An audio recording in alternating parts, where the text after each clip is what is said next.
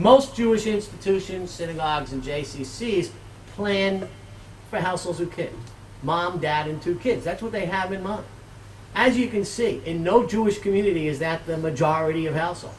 In fact, in most Jewish communities, it's between 1/4 and 1/3 of households. Single persons under age 65. This is a single person living alone. Almost 1/3 of households in San Francisco are a single person living alone. In Tucson, Arizona, it's 19%. This is under age 65, you'll notice. But in many communities, single people living alone are a much smaller percentage. So the extent to which you're going to need singles programs to get young Jewish singles to marry other young Jewish singles varies significantly from place to place as well. This is a category we look at because it's a particularly vulnerable group. Women living alone, age 65 and over. Where I live in Broward County, it's 1 out of 4 Jewish households is a single woman living alone. Now, they didn't move to Broward that way. They moved there with their husband. But it's now 10, 15, 20 years later, and given the difference in life expectancies, they're now a single woman living alone. And from the point of view of Jewish Family Service, right, that means their job is much more difficult in South Florida, as you can see, than it might be in a Los Angeles or a Harrisburg, Pennsylvania. Does that count people in homes for the... No, it doesn't. These are only people who are living in households. We do a separate count of people in homes, and they're mostly, in the nursing homes, and they're mostly women. But they're mostly women like 80 and over. But it would include Century Village. Oh, yes, it absolutely. Anybody with a landline telephone can be in these surveys. Percentage of children aged 0 to 12 living in households with full-time working parents. Why are we interested in this? Well, if you have a child aged 0 to 12 and both mom and dad are working full-time, it means you need a program called after-school care. It means your kids have to be dropped off early for preschool and they have to stay after preschool until you can come and pick them up. It means they have trouble getting their kids to religious school at 3 o'clock in the afternoon. As you can see, that varies a lot from place to place. It's a much bigger issue in Washington and Miami than it is in Hartford or York. But the idea that all Jewish women are working is very, very far from the case. At least all Jewish women with small children are not working. And I'm going to give you this as a question first. What percentage of children aged 0 to 17 live in a single-parent household? So when I ask this, even of Jewish professionals in the United States, must be 40, 50% of kids live in a single-parent household. Those are answers that I get. Rarely do I get an answer that's near the truth. Which is, it's a small minority of Jewish kids who go home, and there's just mom, or in some cases just dad, but it's mostly just mom. I remember the year before I did one of my first studies, back in 1987, that year before, that federation had spent $20,000 on a single-parent family coordinator to coordinate activities for single-parent families. It failed. They wasted the money. Guess what? When we did the study, at that time we did, I think, 923 interviews. We had 4 single parents out of 923 interviews. The bigger issue, though, is the number of kids, Jewish kids, who are living in a household in which an adult is divorced now or is divorced and remarried. And you can see that goes up as high as 50% in Sarasota. It's very high in Las Vegas as well. Persons age 65 and over living alone, and I highlighted the Tidewater, that's Norfolk, Virginia Beach bar here for a reason. They already had plans in the works for an assisted living facility when we did the study, a Jewish assisted living facility. As a result of the study and looking at this figure right here, they completely revamped where they were putting it and the number of apartments that they were going to put into the assisted living facility. The divorce rate. You've all heard a lot that half of marriages in the United States end in divorce. That's not actually the way in which demographers do divorce rates. We ask how many divorced adults are there for every 1,000 married adults. And you'll notice in the United States as a whole, Jews and non-Jews combined, there are 200 divorced adults for every 100 currently married. For every 1,000 currently married adults. As you can see, for Jewish communities, that rate is well below the rate for all Americans. Jewish Family Services have a habit, since that's the way they make their money, by saying there's a lot of divorce out there, there's a lot of kids in single-parent homes, there's a lot of wife abuse. That's the way they get money for different programs. And I'm not taking anything out on Jewish Family Service here. They're a wonderful organization. I give them money, okay? The fact of the matter is I don't ask the Nicaraguans in Miami how many Nicaraguans there are in Miami, and I don't ask anybody making money because there's a problem with a particular group, how many people in that group have that problem. That's why we need to do surveys. Divorce in the Jewish community is much, much lower than it is outside the Jewish community. Another issue, of course, that we're concerned about is how many single Jewish adults we have, because the American Jewish community is doing just about everything they can to try to encourage Jews to marry other Jews. Although probably the thing that's working the best is something called jdate.com, okay, over the internet. But here you can see one of the issues that they have in Detroit is they've got many more Jewish male singles under 35 than females. So one of my recommendations to them was they needed to get this group here to marry that group there, okay? And that would probably result in some more, might kill off the 75 and over women, but here's the median household income of various Jewish communities. And of course, these communities were all done, these studies were all done since 1993, but I've had to adjust these for inflation, right, the income, in order to make the comparison. So that's been done here. Westport, Connecticut, the median income is $160,000. Very, very wealthy area. Whereas Broward County, where I live, the median income is $51,000. Remember those 25% of households that contained a single elderly woman living alone, right? That's part of the reason the median income is so low. In the United States as a whole, the median income is $52,000 for all Americans, median household income. As you can see, Jewish communities have way more money on the whole than all Americans do. But clearly, financial resources differ significantly from place to place. And this is something that PEAGE asked me to do. That's an organization that supports Jewish day schools. They wanted to know what the median income was of households with children, because this would guide them in terms of where to give grants, in terms of which day schools might be more needy. You can notice in Broward, in households with children, even the median income is only $84,000, whereas if you went to Bergen County, New Jersey, it's $164,000. And the percentage of households living below the federal poverty area, most of those in New York, a good portion of those, this would be in 2001, the New York study, were Jews from the former Soviet Union. Same thing is true in Minneapolis and in St. Paul. But there are Jews below the federal poverty level. Depending on how many people there are in the household, by the way, that's somewhere between $10,000 and $12,000. Okay, let's move on now to issues of Jewish continuity. One of the questions that we ask people is, do you consider yourself to be Orthodox, Conservative, Reform, or just Jewish? Just Jewish here in Israel you would probably interpret as secular. Okay? I will tell you, we have people tell us they're Orthodox who don't keep kosher. We have people who tell us they're just Jewish who are members of synagogues, they just don't like to be labeled. We have people who tell us they're conservative and belong to Reform synagogue.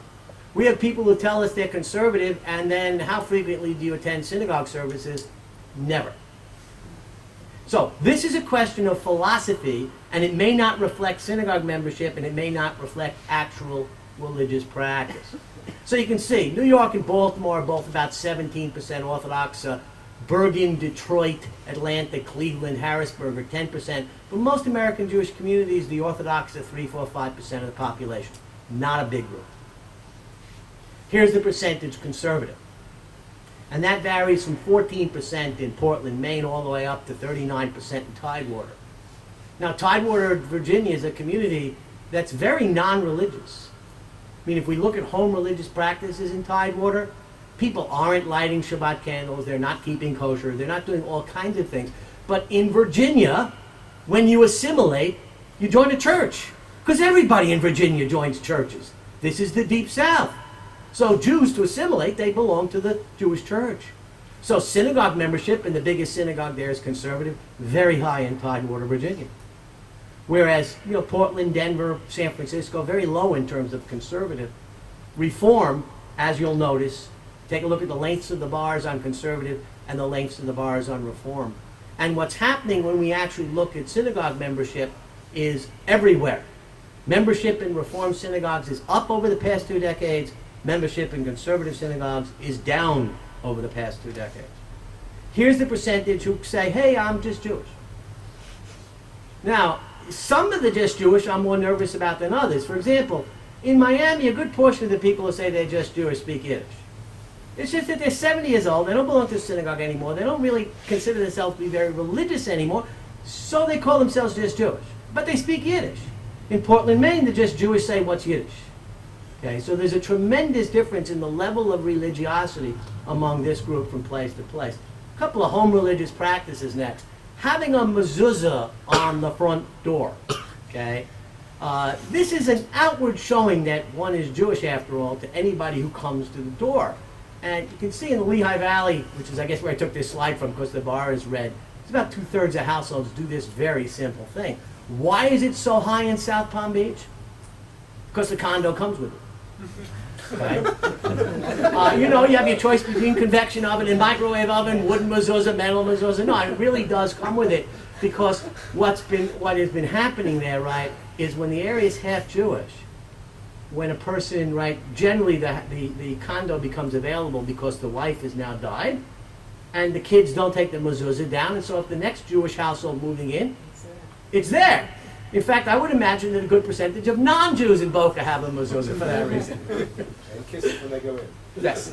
Always or usually participate in the Passover Seder, and I don't know if it shows up on here, but you can see I put blue on all of the Western communities. And one of the conclusions that we have, and I noticed you have a pamphlet outside about Jews in the West, which I took a copy of to read, but what is true is that Jews in the western part of the United States, on the whole, seem to have much lower levels of Jewish connectivity than Jews in other regions. And it shows up in the Passover Seder even in Las Vegas. Only half of our respondents always or usually participate in a Passover Seder. Keeping a kosher home varies from 3% in Portland, Maine, all the way up to 29% in Bergen County, New Jersey. If we take percentages here, we can tell the kosher butcher how many kosher homes there are in the area. But one of the things that's interesting is the typical pattern when I was growing up is we kept kosher in the home and then we went out for Chinese. That's not the typical pattern anymore. We now have an equal number of people, and in some communities more, who keep kosher both in and out of the home. That is, people who are doing it are being more consistent. Having a Christmas tree in the home. This varies from 8% in South Palm Beach all the way up to 48% in Portland, Maine. In fact, in Portland, Maine, I recommended a fundraiser for the Jewish Community Center parking lot. You didn't get that, okay. They could sell Christmas trees. Right. You can see Columbus, Ohio, 39%, Las Vegas, 34%. Now, most of these Christmas trees are in Jewish households where there's an intermarriage. The vast majority are. You'll see that in just a minute. In fact, you'll see it right now. One of the things that we hear about intermarriage in the United States, you often hear this from American rabbis. Yes, we have a lot of intermarriage, but we have some intermarried couples in our shul, and even the non-Jewish person is more involved than many of our born Jews. Well, yeah, those are the intermarried couples, Rabbi, that you're seeing. But if you compare the length of the red bars on these with the length of the green bars, what you'll notice is that in every one of these cases, right, people in married households are much more involved than are people in intermarried households. Practices by trips to Israel. These data, in fact, by the way, were cited by those people who came up with the birthright program. That if we can get people to Israel, they're more likely to be involved Jewishly in the United States. And in fact, it does make a difference whether people went on a Jewish trip, the dark green bar, or a general trip, the light green bar. Right, a Jewish trip is some trip simply with a Jewish organization. Let's take a look next at intermarriage. Here is Lehigh Valley. Now there are lots of different ways to calculate intermarriage rates. We could spend a half an hour discussing them. Let me just tell you the way this one was done is we took all existing married couples in the Lehigh Valley. And for every 100 of them, 36 out of 100 are intermarriages. 9 out of 100 are what we call conversionary in marriages. That is, one spouse was not born Jewish, but is currently Jewish, and that's clearly under halakha and everything that we say in the America. Of course, they're in married, but for a variety of reasons, it's interesting to keep that group separate. Now, one of the interesting things, again, this is Lehigh Valley, but it's typical of many small Jewish communities. If you look at households who are members of synagogues, 17% are intermarried. If you look at households who are non-members of synagogues, the couples in those households, 58% are intermarried. Now, what does this tell the people in the Lehigh Valley, since mostly married couples join synagogues, not single people? Is if they're going to appeal to that large number of people out there who are not synagogue members, they need to understand that only a third of them were both spouses born Jewish. Intermarriage, again, varies enormously from place to place. From 9% in South Palm Beach, which is so low, of course, because it's elderly, all the way up to 61% in Portland, Maine, 55% in Seattle and San Francisco, a half in Atlanta of couples are intermarried. So every synagogue struggles with, do you have the non-Jew on the bima during the bar mitzvah? You know, what should be the role of the non-Jew in the synagogue? You know, should we do more in-reach and spend more of our money trying to keep the people we have, or should we be reaching out to intermarried couples and bring them in? Well, you know what? In some places, intermarriage is not that high. In other places, it is, and certainly that affects people's thinking about those types of policies. The good news is that young Jews are trying to find and meet other non-Jews, not other Jews to marry. Just to show you what we mean here, in Charlotte, 29% of our households with single Jewish adults, non-elderly, say they're interested in programs for singles. Now, the black length of the bar here means that percentage is, yes, we're interested, but we never got off our tuchus and went. The dark green meant they went to a singles program run by a Jewish organization, and the light green meant they went to a singles program, but it wasn't Jewish. Now, in every community that you look at, right, the vast majority of Jewish singles going to singles programs are, in fact, trying to find a Jewish spouse. Just again, when you're in a place that's 1, 2, 3, 4, 5% of the population is Jewish, it makes the task somewhat more difficult. How are the children being raised in intermarried households? Well, nationwide, about a third of the kids in intermarried households are being raised as Jews. Now, this is a very difficult question to get an answer to, because some of the parents really haven't decided yet. Some of them are raising the kids part Jewish. Some of them say when the kids are old enough, they'll decide, right? It's a very difficult question to get an answer to. Just as an example, in my Charlotte, North Carolina study, we did an interview on a Monday night. We interviewed a non-Jewish father, and he said the kids were not being raised as Jews. Thursday night, we did the interview again. Somebody forgot to mark it as complete. We interviewed the Jewish wife. Apparently, they don't do too much talking with one another, okay? The only difference between the two surveys was that the Jewish wife said that they were raising the kids Jewish, and the non-Jewish husband said no. So it may depend upon who you interview. One of the first talks I gave on intermarriage in the United States after the 1990 National Jewish Population Survey was to my wife's Hadassah group. And when I got to the equivalent of this slide, there was an intermarried woman with her husband in the audience. She says, well, we're intermarried, but we're raising our children as Jewish. He goes, we are? They were divorced 6 months later. Okay. Clearly, this is something they should have discussed before marriage and children. But when Boston came out with their recent study, where they've made tremendous efforts in Boston, the federation there, Barry Schrage is a name some of you may have heard, to try to integrate intermarried couples, that 60% of the kids in intermarried couples were being raised as Jews, and it's double the national rate. Well, what the researchers in Boston hadn't looked at was this chart right here. And this led to 2 or 3 columns in the Forvitz, okay? Because Boston, yeah, it's high among American Jewish communities. Understand, the problem with comparing to the national number is that a good percentage of the national number comes from households, intermarried households in places like North Dakota, North Carolina, and Texas, where there's very small Jewish communities, okay? When you compare Boston with other large Jewish communities that have similar programs, it's high, but it's nothing unusual. Now, the next question that I said was, okay, let's take a look at the kids being raised as Jews. So let's say you have 4,000 Jewish kids in this community. In what types of households are those children being raised.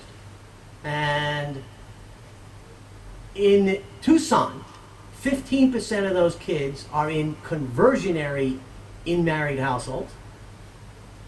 Another 42% are in intermarried households, even though they're being raised as Jews. I don't have the slide for that. That's what I just went back to see. Apparently, I deleted a slide by mistake. So in Tucson, if we look at the Jewish kids, more than half of them go home, and either mom or dad aren't Jewish, or both mom and dad are, but they've got non-Jewish grandparents, or non-Jewish cousins, non-Jewish aunts and uncles. In other words, they are dealing with two religions in their immediate family, and that's 57% of the kids in Tucson who are being raised as Jews. When I presented that fact to all of the religious school teachers in Tucson, that became the talk of the meeting, that they needed to realize in their interaction with these kids that most of them come from intermarried or conversionary in-married households. Synagogues. Synagogue membership in the country varies significantly from 14% in Las Vegas all the way up to 58% in Tidewater. Remember I said Tidewater, people join. Very often communities go on campaigns to try to get people to join synagogues. But you know what? If I was sitting there in Tidewater or St. Paul or St. Louis or Minneapolis, these communities toward the top here, hell, no communities have done any better than that. You run a campaign to get people to join a synagogue, you're probably not going to do much better. On the other hand, for communities down here, there are other communities doing better. Perhaps some money spent on trying to get people to join synagogues would pay off. How are we doing on getting intermarried households to join synagogues? Clearly, some communities do better than others. Tidewater, St. Louis, Charlotte do very well at getting intermarried households to be members. On the other hand, a whole bunch of communities here like Phoenix and Broward and West Palm Beach, very low percentages of intermarried couples join synagogues. Why do people join? Well, look at the relationship here between income, this happens to be my Washington study, income and joining a synagogue increases from 15% of households making under $25,000 to 2/3 of households earning $200,000 and over. My synagogue dues each year are now $1,800. Basic membership with just the two of us, we have no kids in religious school. If you had 2 kids in religious school, it would be over $3,000. The building fund, the first 5 years you join is another $1,500 a year. It's $4,500. Plus the voluntary contributions put you over $5,000 a year. To a household with 2 kids living in Broward County, even with 2 incomes, it's not an insignificant portion of money. Notice in Washington, 2/3 of in-married households join a synagogue, 19% of the intermarried. Jewish education of adults when they were children. Notice this is the percentage of men and women who had a Jewish day school education as a child. That is up everywhere in the United States. And what this chart is showing us here is what type of an effect Jewish education has on levels of religiosity. Let's just take one example. In households in which at least one adult went to Jewish day school as a child, almost half joined a synagogue as an adult. In households in which no one went to day school, but at least someone went to a Hebrew school or a synagogue, 40% joined a synagogue. In households in which no one had any Jewish education, it's 19% joining a synagogue. Some federations have looked at this and said, you know what, we need to provide more money to supplemental schools at synagogues, although we still need to support Jewish day schools. Most federations give allocations of hundreds of thousands of dollars a year to each Jewish day school in their community. Lots of Jews now have had Jewish sleepaway camp experiences as a child. In fact, one of the successes in the American Jewish community is this right here. This is Washington, D.C. still, and you'll notice that 49% of the 18 to 34-year-olds had been to a Jewish day camp, a Jewish sleepaway camp as a child, and you can see how much higher that is than previous generations. And there's a strong connection between having been to a Jewish sleepaway camp as a child, for example, 2/3 of those folks are in married, compared to 46% if no one went to a Jewish sleepaway camp as a child. Synagogue membership is 64 to 42%. When they founded the Foundation for Jewish Camping in Manhattan, in which people are making donations, The income that's spun off is being used to provide scholarships for Jewish kids to go to Jewish sleepaway camps. They cited the data from about 8 or 10 of these studies to say, here's why you should give money to us. There is a strong correlation between going to Jewish sleepaway camp and behaving Jewishly as an adult.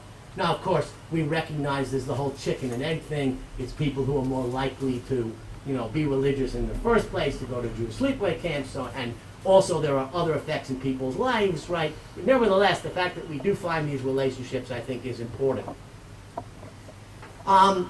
Jewish preschool child care market share. Let me show you what we have here. This little pie chart here is Rhode Island. No, it's not. Okay? Doesn't matter what it is for right now. Jewish preschool, 51% of the 0 to 5-year-olds are currently enrolled in Jewish preschool. Non-Jewish preschool, 22%. So in this case, about 2/3 of the kids in preschool are in a Jewish preschool. When we came to this number here in Rhode Island, where it was 1/3, I looked at the community and said, now, Rhode Island is a Jewish community that's way above average religiously. You have a good number of kids in day camp, you have people joining synagogues, you have lots of people going to Seders and lighting Hanukkah candles, yet you only have 1/3 of the Jewish kids in Jewish preschool. You need to see why that is. After all, if a place like San Antonio can get 92% of Jewish kids to go to a Jewish preschool, or Tucson, and you remember what their religious structure looked like, 81% of Jewish kids are in a Jewish preschool, why should Rhode Island be at 33%? They listened to me. They appointed a committee. They opened a new Jewish preschool. They now have a new flourishing Jewish preschool, and have doubtly brought up the market share for Jewish preschool. By the way, if we didn't have this slide right here, they never would have known that. And that's the advantage of having done studies like this all over the country. If I came to them and said, well, you've got 1/3 of the kids in Jewish preschool, they probably would have said, well, that's pretty good considering how many preschools there are in the state. Well, no, it's not pretty good, is it? And that's how we know that, by making these comparisons. Children's Jewish education. Same concept, market share for day school. Jewish day school versus non-Jewish private school. You can see in Monmouth and Bergen, Milwaukee, Jacksonville, Harrisburg, basically, if parents are paying to send their kids to school, it's a Jewish school. Whereas in Charlotte or Phoenix or Tidewater or West Palm Beach, it's not. What percentage of Jewish children aged 5 to 12 currently attend formal Jewish education? Enormous differences from place to place. From 40% in St. Petersburg all the way up to 96% in Westport. For the teenagers, and you can notice the drop-off between 5 to 12-year-olds and 13 to 17-year-olds in terms of getting some Jewish education. The community that does the best here, which is Charlotte, has a community-wide Hebrew school that meets at the JCC. They have a Jewish community center right here, and 50 yards away is the Reform Synagogue, and 50 yards in the other direction is the Conservative Synagogue. All the classrooms for both synagogues are at the Jewish Community Center, so they share it. Chabad is up the hill, by the way. And because the kids are used to going to the Jewish Community Center, and because everything's on one campus, the parents join the JCC as well as the synagogue, they've got a tremendous rate of the people continuing there. Before I'd done the study in Charlotte, by the way, they've been planning a $4 to $5 million fundraising campaign to add some additional classrooms to their Jewish Community Center so the Chabad Day School could move down the hill and be inside the Jewish Community Center. Got done with the study, they brought in a consultant who looks at day school issues and looks at fundraising campaigns and how to run a fundraising campaign, and he said, you're crazy. You think you can raise $4 to $5 million here? You can't. You can raise $28 million here. And they did it in 5 years. He was right. They could. Why? Because he looked at the income that I collected, the income data and the housing value data. And they had the chutzpah after that to try to raise $28 million, and they made it. Okay? They would never have done it without the study.